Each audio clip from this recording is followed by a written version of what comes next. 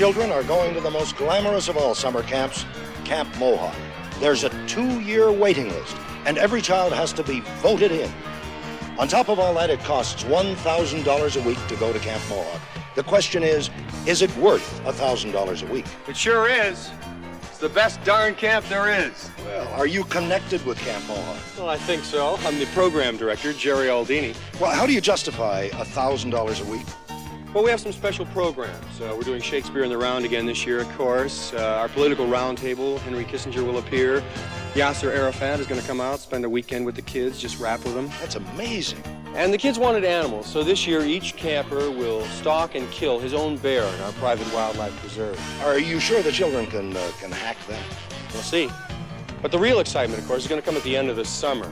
During Sexual Awareness Week, we import 200 hookers from around the world, and each camper, armed with only a thermos of coffee and $2,000 cash, tries to visit as many countries as he can. And the winner, of course, is named King of Sexual Awareness Week and is allowed to rape and pillage the neighboring towns until camp ends. That's incredible. What do you expect for $1,000 a week? Hey, you have a good summer, too, huh? Are you ready for the summer? Are you ready for the good times? Are you ready for some love and fun? In the sun, 'cause the summer is ready for you.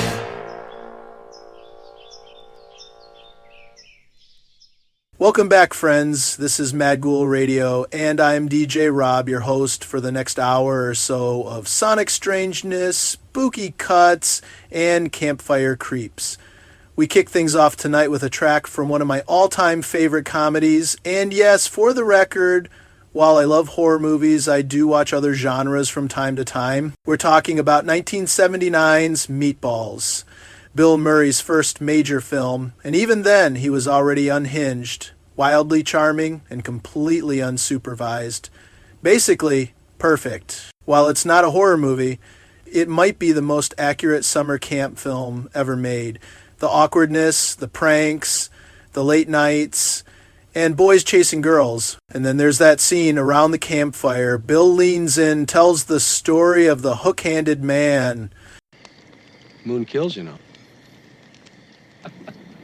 It feeds off the earth. On a night like this, one of us could get up in the middle of the night, grab an axe, and cut somebody's head off. I remember a night like this a few years ago. A guy and a girl went out driving. It was one of their first dates. Started out kind of casual, but they ended up deciding to go park. Not too far from here, as a matter of fact. Well, they're going at it, listening to the radio. All of a sudden, a news bulletin broke in. A dangerous lunatic has escaped from the hospital for the criminally insane at Two Pines. Oh, come on, Trev.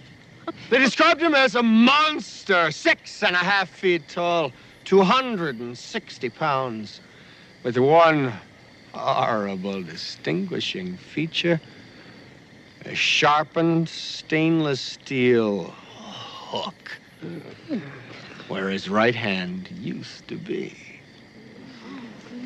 That was enough for the guy. He slammed the car into gear, floored it, bounced off a tree, didn't stop till they got to the girl's house. Got out of his side, walked around to hers. There, hanging in the door, covered with blood, was a stainless steel hook. Oh. The strangest part is that after all these years, after the biggest manhunt in Two Pines history, they never found the killer.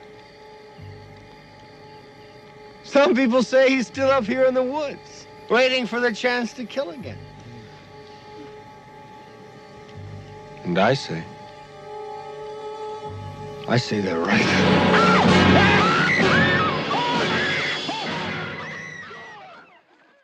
It's funny, but it's also the exact moment where 100 different slasher films begin. 1 second, you're laughing. The next second, you're running for your life through the woods with one shoe on and no flashlight. So yeah, this episode's called Lake of the Damned. We're digging into the weird, the wavy, the watery side of summer, songs for bonfires, bloodshed, and whatever's crawling out of the lake. This is Mad Ghoul Radio. Our first track tonight is Nightfall in Camp by Kata Dia, a one-off atmospheric haunting dug up from the Belgian underground of the mid-'80s. This track originally appeared on the 1985 mini-album by Nightfall in Camp, recorded by Axel Liebert, Marie Mandy, and Ludwig Lapau in Brussels.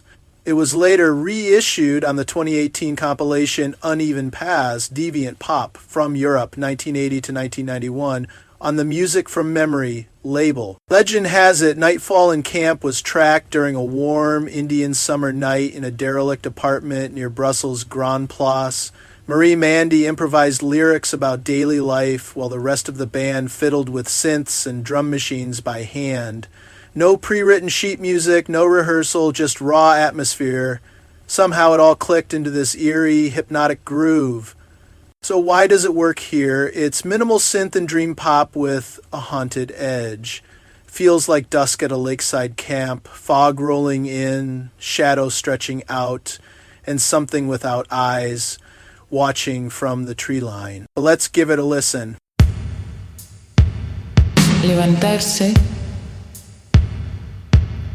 Levantarse cada día.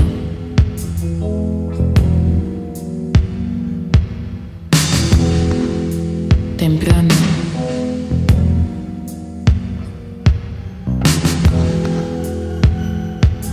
De madrugada.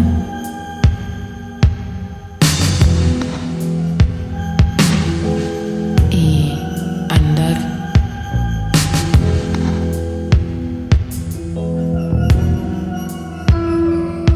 Caminar.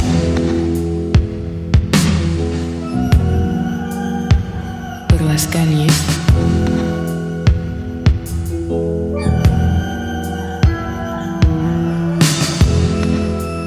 Hablar con mucha gente.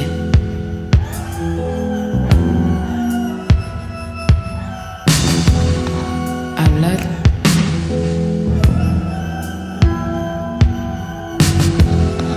de todo.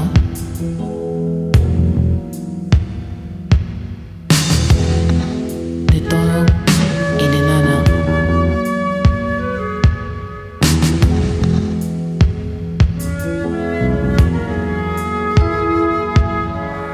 Cada día hacer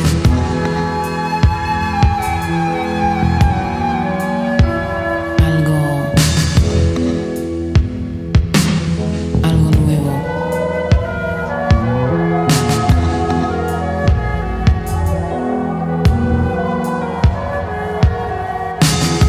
Algo distinto.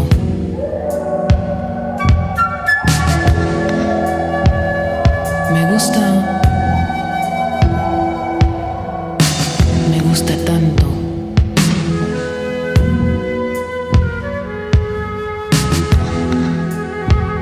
El otro día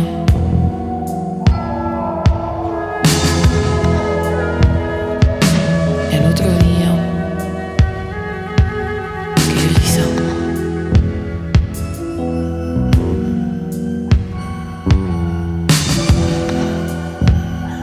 Él decía que sí.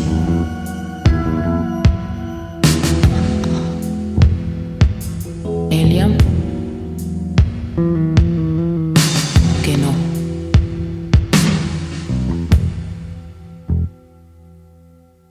Yo no sabía. En realidad,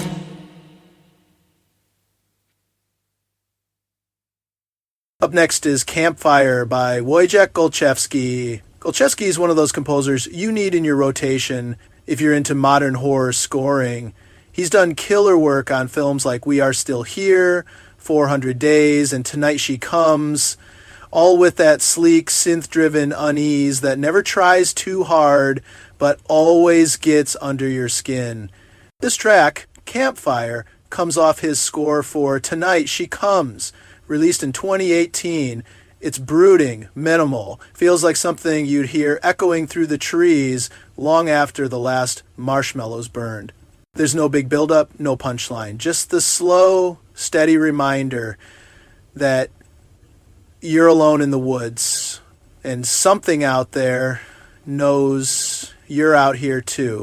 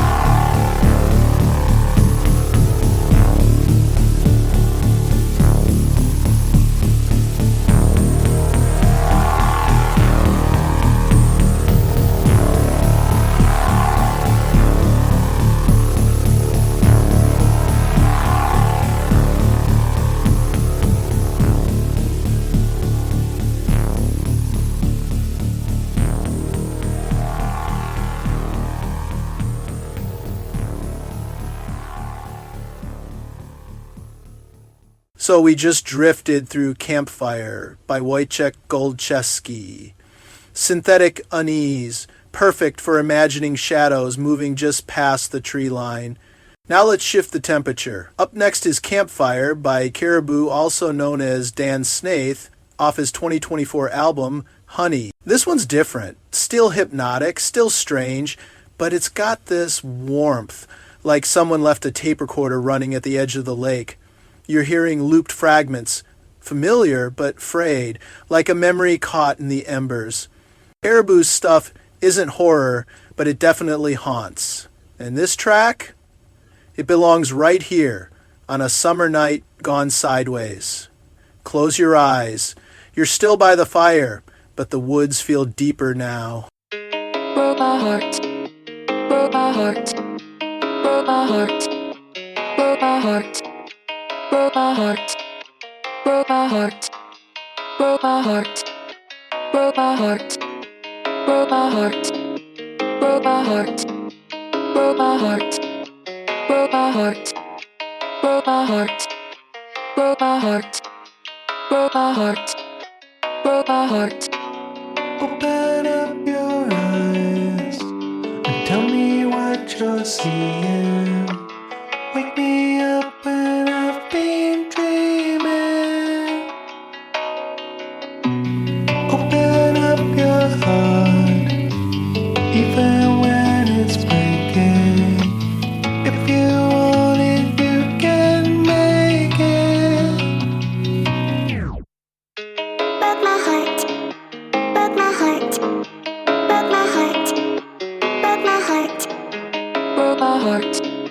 Broke my heart. Broke my heart. Broke my heart. Broke my heart. Broke my heart. Broke my heart. Broke my heart. Broke my heart. Broke my heart. Broke my heart. Broke my heart. Broke my heart. Broke my heart. Broke my heart. Bee sting, bee sting, bee sting, swollen up like a fighter in a wrestling ring. Bee sting, bee sting, bee sting, bee sting. Tell my mama that I'm gonna be late getting home again.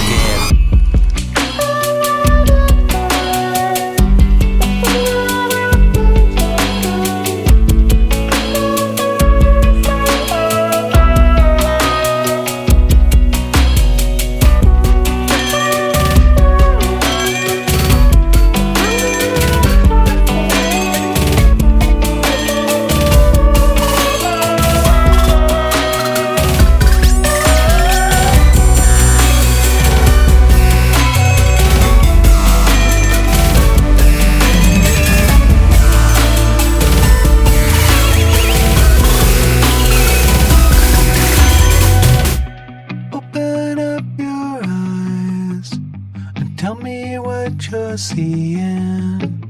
Wake me up when I've been dreaming.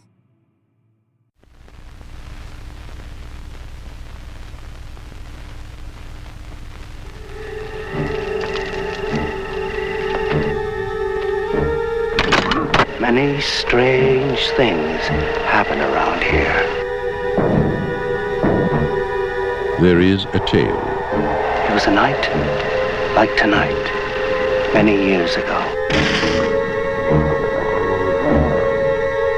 There is a legend. If you say his name above a whisper, he'll get you.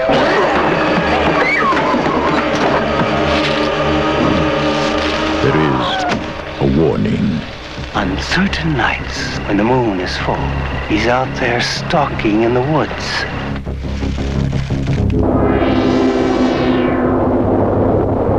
There is a madman.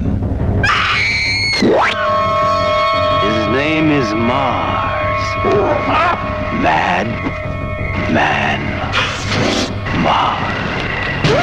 Mars! Madman Mars! Here we are! Come and get us, Madman! Don't you realize you're fooling with things beyond your control?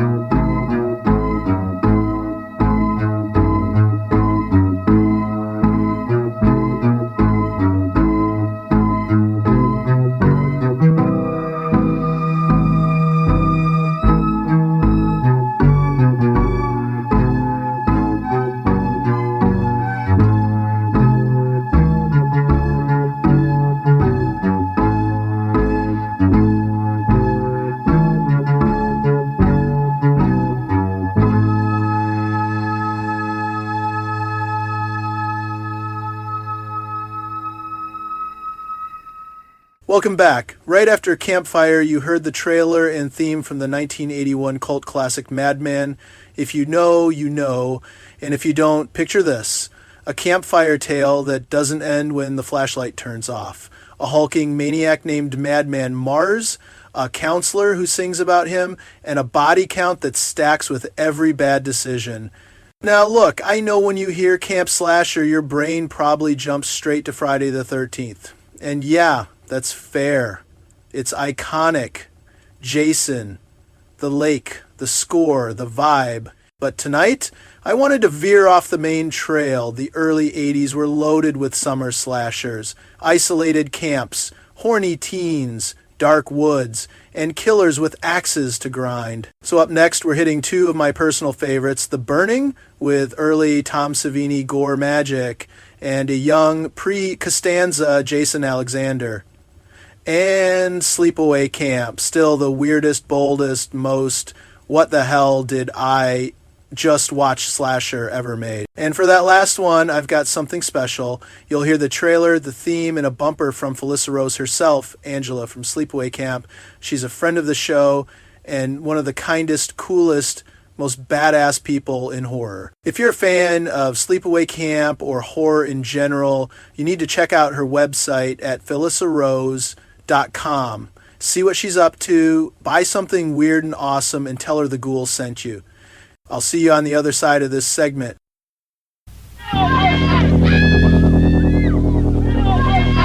This summer, if you're planning to go camping, don't.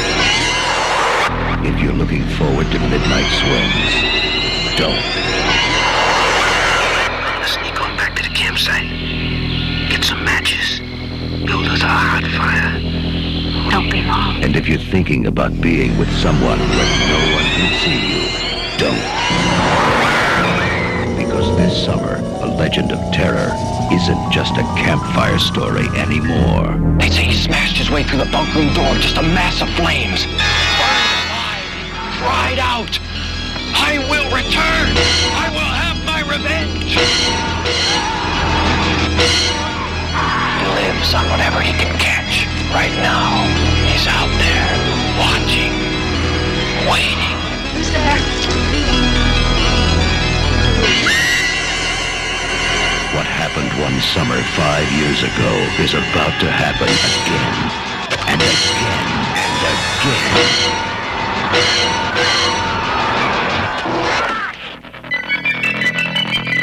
The Burning.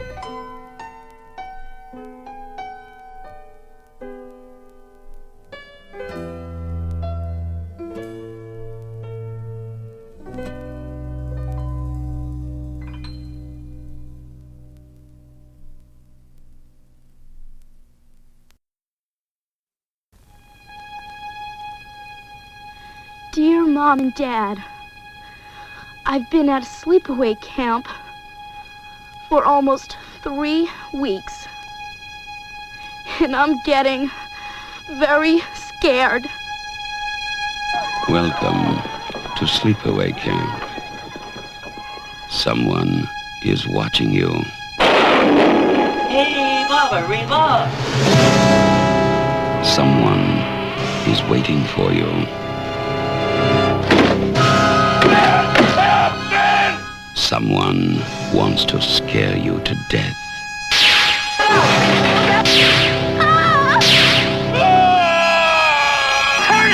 Turn the wheel!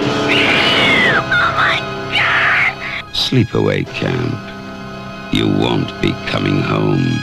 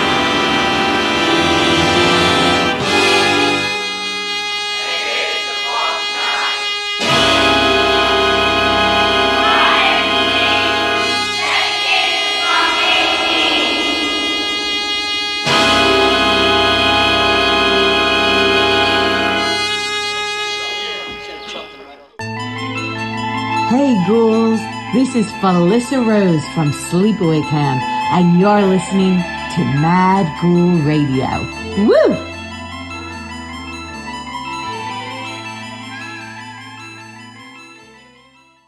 All right, I just want to take another minute to talk about Felissa Rose. Because, yeah, you heard her bumper, and you know the Sleepaway Camp legacy, but let me just say, she's even better in real life. I've crossed paths with Felissa multiple times on the horror con circuit, and every time she's been the real deal. Fun, present, totally game to talk with fans, and just cool as hell.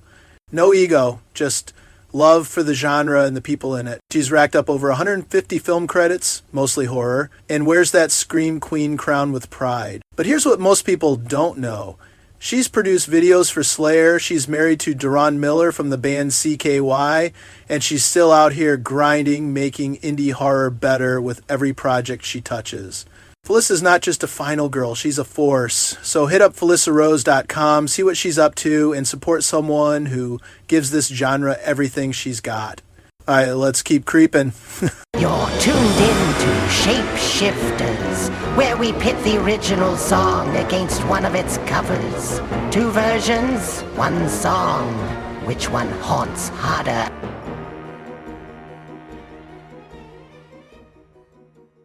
Once again, it's time for the segment we call Shapeshifters. This is where we unearth songs that refuse to stay buried, morphing into new forms through the hands of daring artists.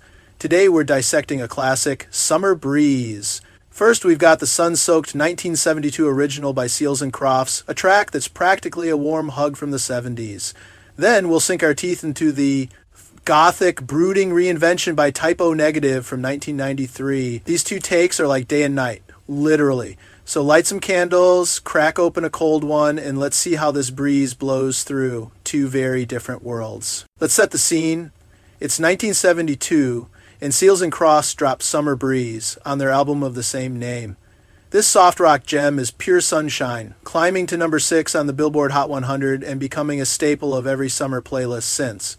Jim Seals and Dash Crofts, the duo behind it, craft a song that's like stepping into a Polaroid of a perfect evening. Think open windows, a gentle breeze, and the faint hum of a radio in the distance. Musically, it's a masterwork of less is more. Seals' acoustic guitar and Crofts' mandolin weave a delicate, folksy tapestry, with those buttery harmonies that feel like they're drifting on the wind. The rhythm section is soft, almost understated, letting the melody shine. And that flute in the bridge, it's like a whisper of magic, tying it all together. The production is clean, warm, and unapologetically 70s, rooted in that folk pop wave that was all about peace and simplicity. The lyrics are where the real spell is cast. See the curtains hanging in the window in the evening on a Friday night. Feels so vivid, you can almost smell the jasmine in the air. It's a love letter to quiet moments, to the kind of contentment that feels eternal. Seals and Crofts weren't just writing a hit, they were bottling nostalgia. And it's no wonder this track still haunts classic rock radio. Let's check it out.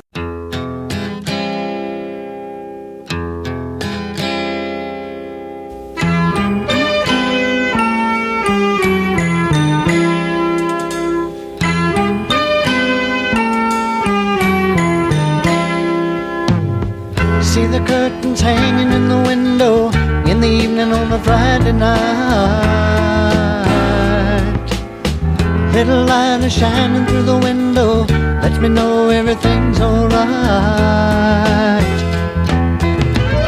Summer breeze makes me feel fine, blowing through the jasmine in my mind.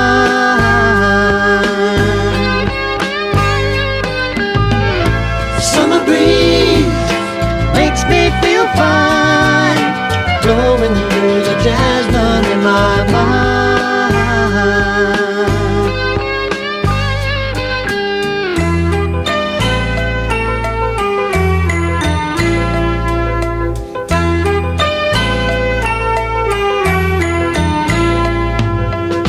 See the paper laying on the sidewalk, a little music from the house next door. So I walk on up to the doorstep, through the screen and across the floor. Summer breeze makes me feel fine, blowing through the jasmine in my mind. Summer breeze makes me feel fine, blowing through the jasmine in my mind.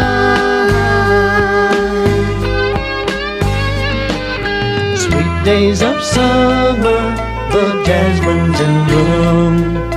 July is dressed up and playing her tune. And I come home from a hard day's work, and you're waiting there, not a care in the world. See the smile waiting in the kitchen, food cooking on the plates for two. Feel the arms that reach out to hold me in the evening when the day is through. Summer breeze makes me feel fine, blowing through the jasmine in my mind. Summer breeze makes me feel fine, blowing through the jasmine in my mind.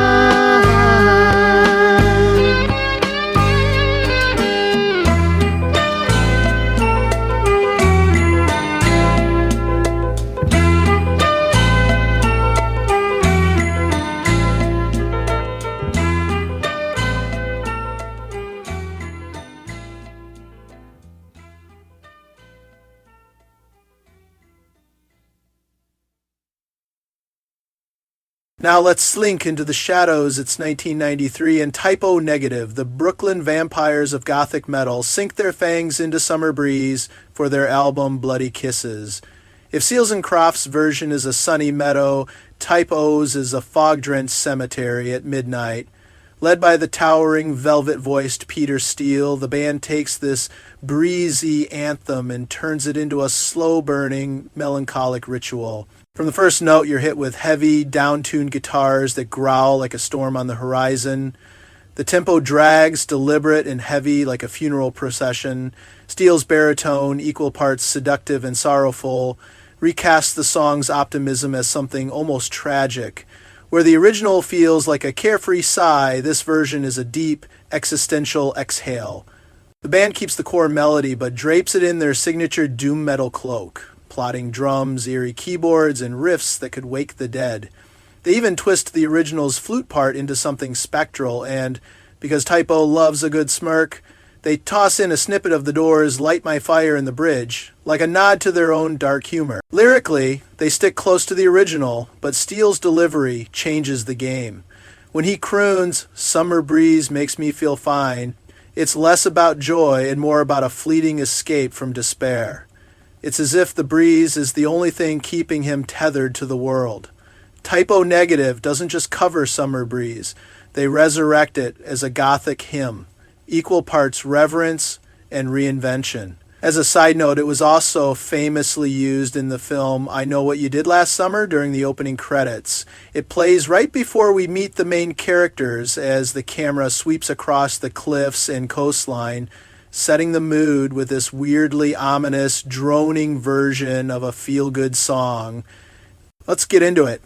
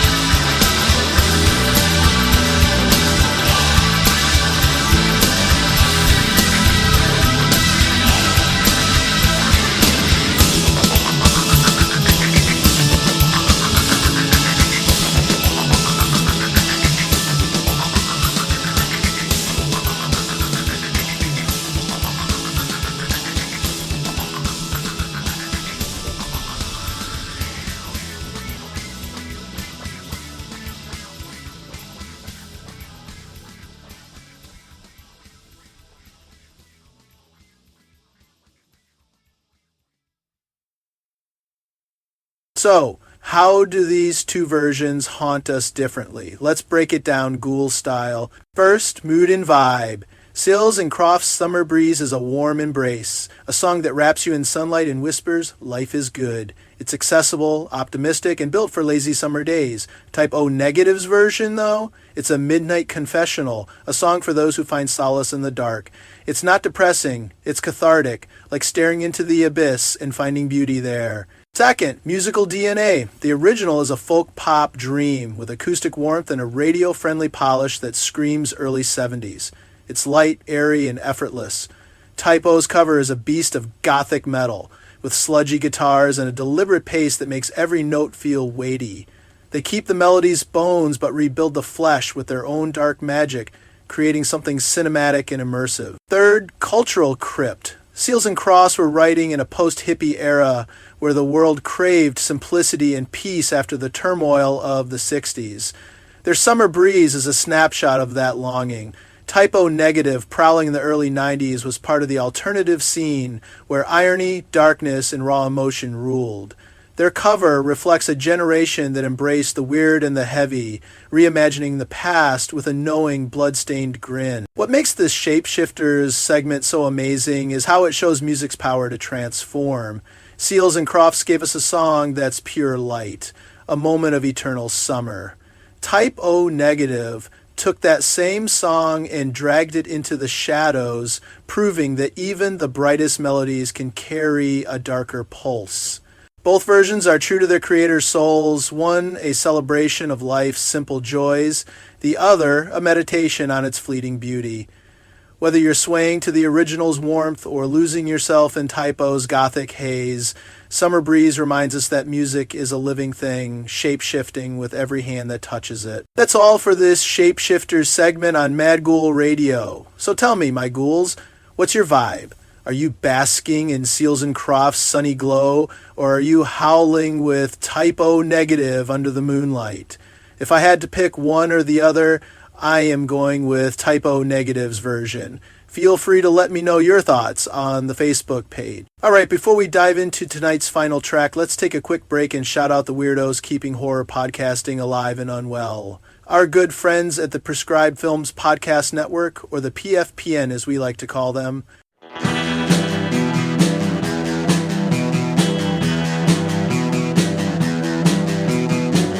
You're listening to the Prescribed Films Podcast Network, home to hundreds of hours of free podcast entertainment. The shows on this network all have a common goal, providing you with the best discussions about movies and other forms of entertainment media. The PFPN hopes to fill your earholes with audio joy. Visit our website with links to all the other amazing shows at www.thepfpn.com. Thanks for listening.